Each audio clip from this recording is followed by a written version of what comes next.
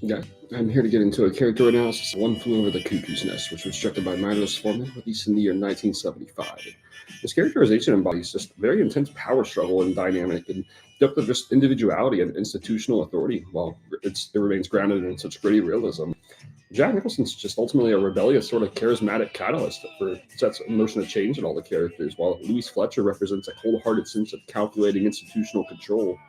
Nicholson's a really chaotic force in this, and he ultimately is out to challenge authority by way of a sense of humor and having this willingness to break the rules. He acts as an ultimate misfit who shakes up the entire atmosphere, ultimately for the better, as Nicholson encourages a lot of passive and fearful inmates into a community, sense of community, by way of acts such as sneaking everybody out into a fishing trip, just getting them to basketball games. He starts off seeming Nicholson kind of starts off seeming like a selfish, kind of rebellious character, although he transforms into a uniquely protective kind of character who ultimately sacrifices himself as he inspires characters to defy harsh system values. And Fletcher's an evil character in this who feels frighteningly realistic.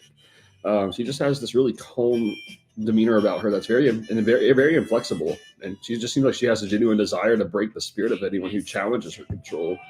And Fletcher embodies a corrupted system which relies heavily on manipulation, shaming, and forced medical procedures. And Will Sampson is initially in it while pretending to be a deaf mute as something of a defense mechanism against the world, as he's often overlooked by people.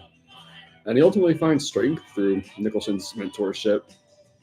Sampson represents ultimate victory of an individual as he overcomes his trauma by way of breaking free of the ward.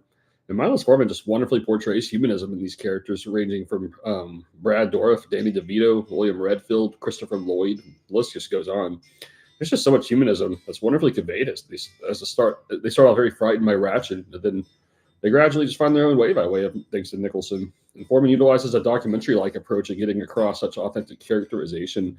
Like the interactions between sanity and insanity just unravels so far. This makes the patient seem very sympathetic and just well-rounded in general.